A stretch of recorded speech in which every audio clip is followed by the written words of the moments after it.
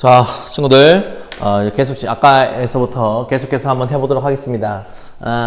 지금 우리는 1920년대 국내 민족운동 보고 있습니다. 국내 민족운동은 두 개로 나누어서 민족주의 계열과 사회주의 계열로 따로따로 생각하자. 그래서 민족주의 계열 같은 경우에는 실력 양성운동을 펼쳐나간다 그랬어요. 그래서 이 실력 양성, 우리의 민족의 실력을 키워야 된다라는 건데, 우리가 실력을 키우기 위해서는 교육과 산업을 중점적으로 발전시켜야 된다. 그래서 교육을 발전시키기 위해서는 밀립대학 설립운동을 벌였습니다. 그래서 전국적으로 모금활동을 벌였다 그랬죠. 1천만이 1원씩. 자, 그 다음에 산업을 발전시키기 위해서는 우리나라 회사들의 물건을 사줘야 된다. 물산 장려운동이었죠. 평양에서 조만식이 시작했다. 뭐랑 헷갈리면 안 된다 그랬어요? 국채보상운동이랑 헷갈리면 안 된다 그랬어요? 대구에서 서상돈이 시작한 거였죠. 이거는 평양에서 조만식이 시작했습니다. 문제점은 인플레이션을 초래해가지고 사회주의자들에게 엄청나게 많은 비판을 받았다라고 이야기를 했습니다. 자, 그러면 사회주의 계열에서는 사회운동을 벌이게 되는데, 이 사회운동은 약자들을 위해 단체를 만들어주고 그들의 권리와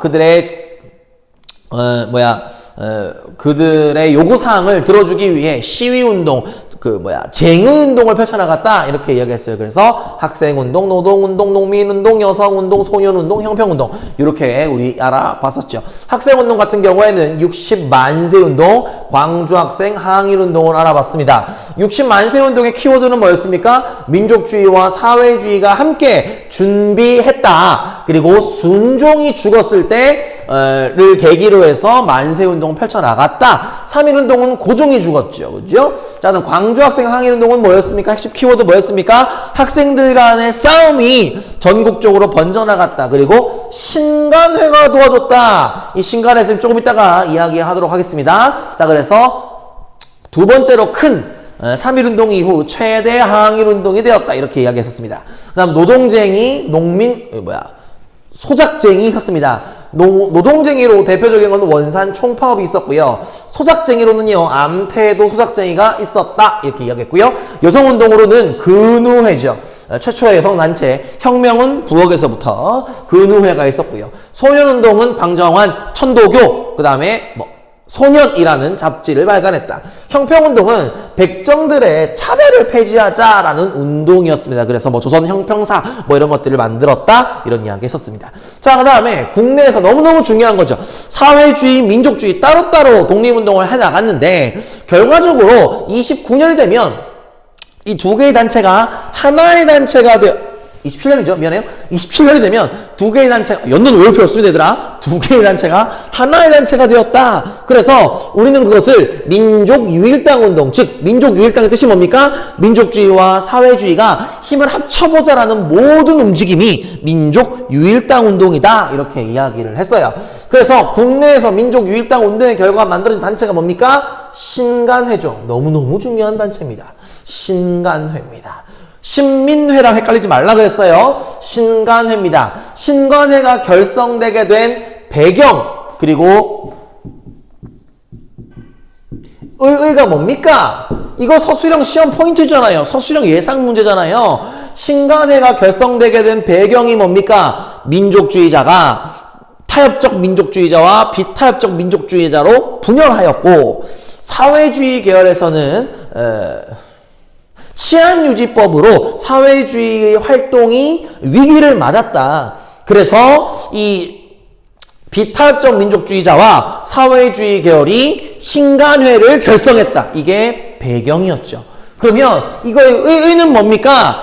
신간회 결성의가 뭡니까? 사회주의 계열과 민족주의 계열이 독립을 위해 하나로 힘을 합쳐 독립운동했다. 이게 의죠. 서술형 예상 문제다. 이렇게 이야기를 했습니다. 자, 근데 교과서에서는 사회주의자가 치안유지법으로 활동을 이런 얘기 안 했어요. 근데 우리 선생님이 수업 시간에 노트 필기하면서 이야기했으니까, 물론 그렇게 적어도 되고, 아니면 교과서가 적혀 있는 대로 민족주의 계열이 비타협적 민족주의자와 타협적 민족주의자로 분열하였다. 그래서 비타협적 민족주의자와 사회주의자가 신간회를 만들었다. 이렇게 이야기해도 되겠습니다. 그러니까 선생님이 노트에 설명을 더 자세하게 설명한 거고 교과서에 설명한 대로 써도 맞은 거지. 누가 보면 정말 이게 시험에 나오는 줄 알겠네.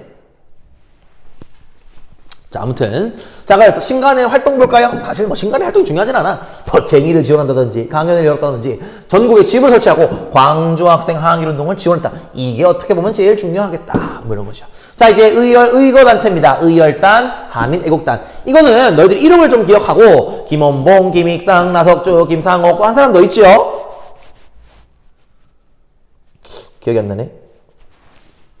아무튼 자, 그리고 한인애국단은 김구가 만들었고요. 이봉창, 윤봉길 중요합니다. 근데 이 윤봉길의 의거로 중국 국민당 정부의 지원을 받았다. 이것도 very very important다. 이렇게 이야기를 했었죠. 자, 이제 3, 40년대로 가겠습니다. 3, 40년대 여기서부터 복잡하죠. 자, 3, 40년대 먼저 국내부터 갈까요? 안 복잡한 국내부터 가겠습니다. 자, 안 복잡한 국내는 국학운동입니다. 3, 40년대 일본은 우리 민족성을 없애려고 했지만 우리 독립운동하는 사람들은 우리 민족성을 고취시키기 위해 국학운동을 전개했다. 이렇게 이야기를 했어요. 그래서 국어연구는 조선어 연구회와 조선어 학회가 있다. 20년대, 21년에 조선어 연구회, 31년에 조선어 학회, 연도는 외울 필요 없습니다. 근데 이때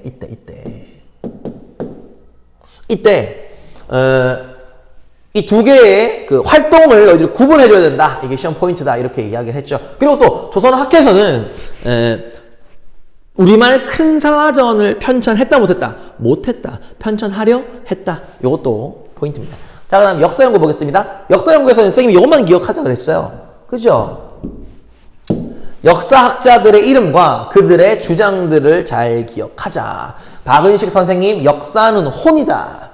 역사는 정신이다. 신채호 선생님, 역사는 나와 내가 아닌 상대와의 투쟁이다. 백남은 선생님, 우리 조선사도 세계사의 발전 법칙과 동일하게 크게 다르지 않게 발전해 왔다. 우리가 우리 역사의 발전이 정체된 것은 아니다. 이게 백남은 선생님의 주장이다. 이렇게 얘기했습니다. 자, 그 다음 국외 민족운동입니다. 30년대는 한중연합작전이고요. 그 다음에 40년대는 건국준비입니다. 먼저 30년대부터 가볼까요? 30년대 같은 경우에는 만주의 한국독립군, 한독군이죠. 조선혁명군 조혁군입니다. 한국독립군 지청천 장군이고요. 조선혁명군 양세봉 장군입니다. 이 두 민족주의 계열의 군대, 그 다음에 사회주의 계열의 군대는 각각 중국과 연합해서 일본과 맞서 싸웠는데요. 한독군은요, 중국의 호로군, everybody say 호로군과 함께 쌍성보 전투, 대전자령 전투에서 승리를 거두었고요. 조혁군 같은 경우에는 중국 의용군과 함께 흥경성 전투, 영릉가 전투에서 승리를 거두었다. 이렇게 우리가 노트에서 적어줬죠. 그러니까 어떻게 보면 얘들아, 지문에서 지청천, 호로군, 쌍성보 이런 내용 나오면은 이거 한국 독립군에 대한 내용이구나 이렇게 캐치해내야 된다는 거야. 무슨 말인지 알겠니? 자, 그렇게 하다가 결국에는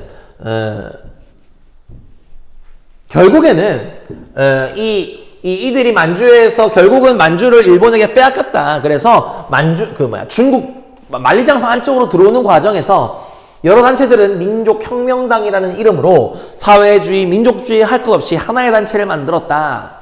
그리고 나서 민족주의 계열은 임시정부로 빠져나갔고요.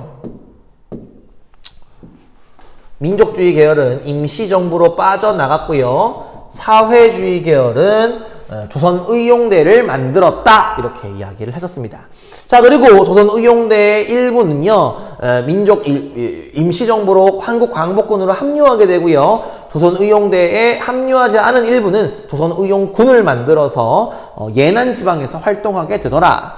그리고 40년 충칭에 정착한 임시정부는 한국 독립당 만들고 한국 광복군 만들고 건국 준비를 하게 되는데 선전포고를 한다든지 건국 강령을 만든다든지 국내 진공작전을 준비하더라. 이런 이야기까지 했었습니다. 이때 건국 강령은 조소왕의 삼균주의를 바탕으로 우리 민족이 민족과 그리고 나라와 그리고 개인이 서로 균등한 나라를 만들어야 된다. 그러기 위해서는 정치적으로 균등하고 경제적으로 균등하고 교육적으로 균등한 나라를 만들겠다. 그리고 토지와 그리고 국가의 주요 시설들은 주요 산업들은 국유화 시켰다. 이렇게 이야기를 했어요. 그래서 땅과 그 주요 핵심 산업들은 개인이 가질 수 없도록 하는 그런 생각을 바탕으로 한 게 바로 삼균주의였다. 이렇게 이야기를 했었습니다. 교과서에서 좀 더 교과서에 설명이 있으니까 한번 읽어보시면 되겠네요. 자, 이 부분은 선생님이 조금 더 한 번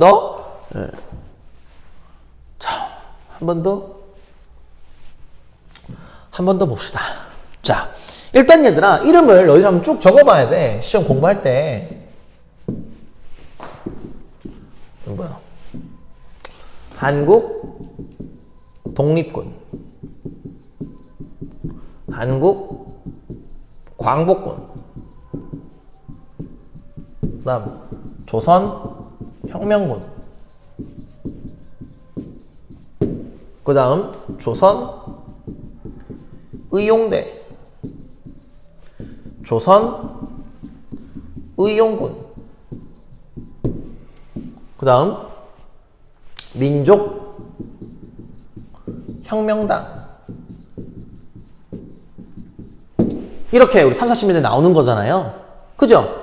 그러니까 요거를 너희들이 구분해 줘야 된다고. 쌤이 이야기했어요. 만약에 너희들이 이거 공부하면서 우리 독립운동가 선생님들을 욕할 것 같으면은 차라리 그냥 외우질 마. 안 외우는 게 낫다. 그 다음 또 이거 말고 우리 배운 군대가 있잖아요. 바로 독립의군부, 대한광복회,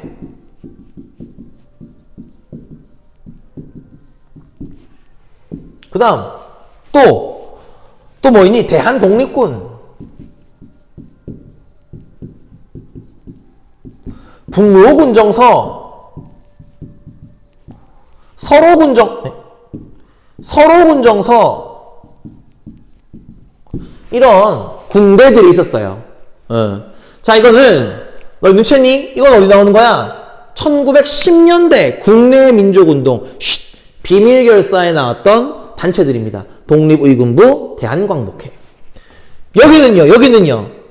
물론 1910년대도 등장하지만 이 대한독립군 같은 경우에 또 북로군정서 같은 경우에는 1920년대 홍범도 장군에 이끌었던 군대죠. 그 다음에 김좌진 장군이 이끌었던 군대죠. 그죠? 그 다음 한국 독립군 어디 있었습니까? 언제 배웠습니까? 한중연합작전을 할 때 민족주의 계열의 지청천 장군이었죠. 그래서 중국의 호로군과 함께 연합작전을 펼쳤다. 그 다음 조혁군, 이거는 양세봉이죠. 중국의 의용군과 함께 한중연합작전을 펼쳤다. 이렇게 되는 거고요. 그 다음에 한국 광복군은 언제 이야기입니까? 임시정부. 1940년 임시정부가 충칭에 정착하고 난 다음에 임시정부 산하의 군대가 바로 한국 광복군이죠. 총대장 누구라고? 지청천이라고. 그 다음 조선의용대 뭡니까? 조선의용대는 이 민족혁명당에서 일단 이거부터 할까요? 민족혁명당은 민족주의와 사회주의가 연합했던 김원봉을 중심으로 했던 그 단체가 바로 민족혁명당이죠. 그러다가 민족주의는 임시정부로 가고요. 사회주의 계열만 남아서 만든 단체가 바로 조선의용대죠. 김원봉. 그러다가 이 조선의용대가 일부가 임시정부 광복군으로 가버리고 남아있는 사람들이 김두봉을 중심으로 조선의용군을 만들었다. 이렇게 이야기했죠. 미안해요. 미안하지만 좀 외워줘야 됩니다. 여기에서는 선생님이 그렇게 대단하게 문제를 어렵게 내지 않았거든요. 키워드들을 너희들이 좀 잘 기억하면서 이 키워드들과 연결을 잘 시켜주시면 좋겠습니다. 자, 그러면 이제 현대사로 오겠습니다. 자, 현대사의 시작은 1945년 8월 15일부터다.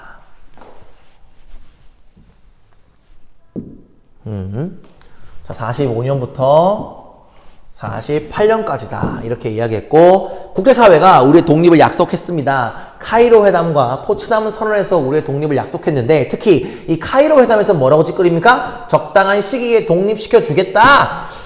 이렇게 찌끄럽다 그랬죠. 적당한 시기에 독립시켜 주겠다라는 말이 있으면 그 선언문은 뭡니까? 카이로 선언이다. 이렇게 우리가 보시면 되겠습니다. 1943년이었죠. 연도 외울 필요 없습니다. 자, 그리고 이제 본격적으로 한번 들어가 봅시다. 45, 46, 47, 48년도에 어떤 일들이 있었는지를 너희들이 순서대로 기억해 달라.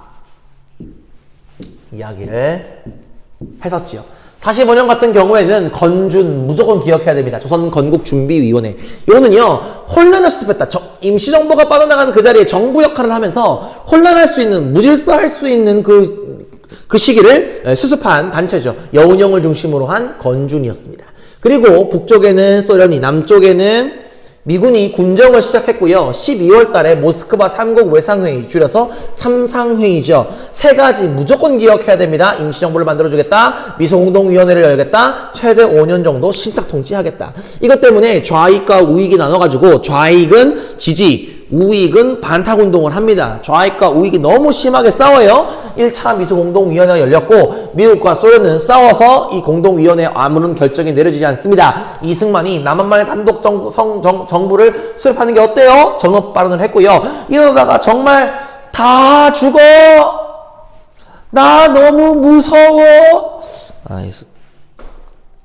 스님이 좌우 합작운동을 너무 희화화한 건 아니고, 자, 좌우 합작운동이 전개됩니다. 이러다가 우리 정말 분단하겠다. 누구를 중심으로? 중도파를 중심으로.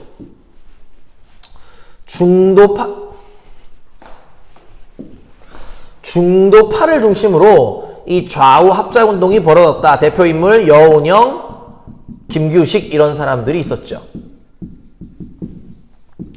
그죠? 그러면서 좌우합작 7원칙을 내세웠지만 결국 실패하고 말았습니다. 47년도에는요, 2차 미소공동위원회가 열렸지만 다시 실패했죠. 그래서 이 문제를 미국은 유엔에 넘겼고요. 유엔은요, 인구 비례 남북한 총선거를 결정합니다. 이렇게 되니까 미국은 좋아하고요, 소련은 싫어했다.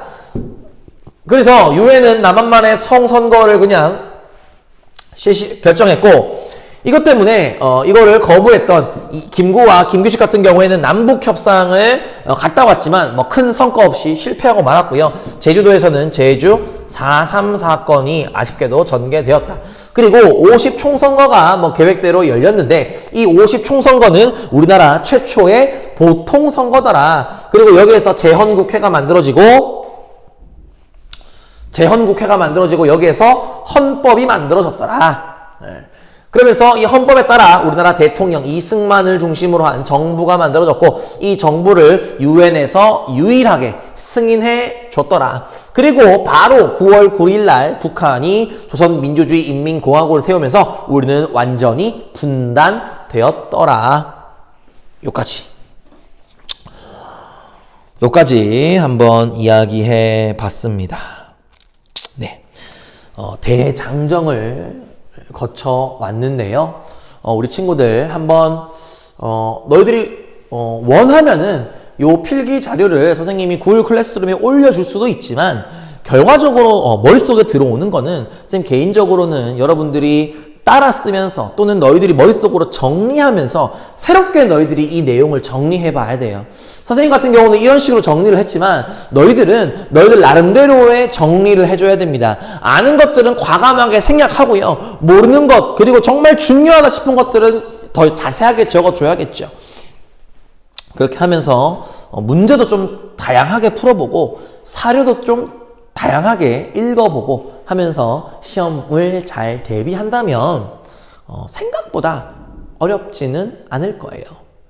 그때도 수업 시간에 다 이야기했던 것처럼 처음에는 어려운 문제들이 좀 있고요. 뒤쪽으로 갈수록 쉬운 문제들이 있으니까 가능하면 뒤쪽부터 문제를 풀어나가는 게 너희들의 멘탈 관리에 좋겠다. 그리고 서수령 선생님이 중간중간에 뭐 이야기를 했습니다.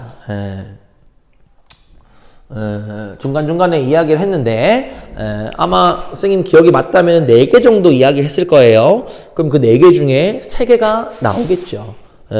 아마 그 4개도 다 선생님이 교과서 밑줄 그으면서 서술형 예상 문제야 얘들아 이렇게 이야기했던 거니까 우리 회장, 부회장, 학습정보부장 잘 정리해가지고 학급 친구들과 공유해주고 서로 확인해주고 하기를 바랍니다. 선생님은 여러분들에게 질문 받는 것을 좋아합니다. 심지어 선생님이 퇴근한 순간에도 여러분들이 카톡으로 제발 좀 질문해주고 공부해줬으면 좋겠어요. 선생님은 너희들이 공부를 더 열심히 했으면 좋겠다라는 의미에서 시험을 어렵게 낸 거지 너희들의 점수를 낮게 주기 위해서 어렵게 낸 것은 아닙니다. 선생님 카톡 아이디입니다. 물론 몇몇 친구들은 선생님의 전화번호를 아는 친구들도 있겠지만 모르는 친구들은 깨똑하세요. 쓸데없는 걸로 깨똑하지는 마시고요. 선생님 공부하다가 이런 게 헷갈려요? 궁금해요? 모르겠어요. 또는 선생님 이 문제가 문제 사진 찍어서 보내는 거야. 선생님 이 문제가 정답이 2번이라는데 저는 3번 같거든요. 왜 그런지 모르겠어요. 이런 거 언제든지 환영이니까 알려주시고 물어주시고 또 우리 친구들은 고등학교 올라가서도 연락 주세요. 선생님은 졸업생한테 연락 오는 거 너무너무 좋아합니다. 뿌듯하고 보람있고. 자, 선생님 나름대로 여러분들에게 여러분의 공부에 도움이 됐으면 하는 바람에서 찍어봤는데 얼마나 도움이 됐는지는 모르겠습니다. 그렇지만 선생님의 강의를 듣는 것보다 여러분들이 정말로 책상에 앉아서 정리 한 번 더 해보는 게 훨씬 더 도움 될 거라고 생각합니다. 여러분들 열심히 하시고 후회하지 않게 마지막 시험 잘 치르시기를 바랍니다. 수고 많았습니다. 안녕!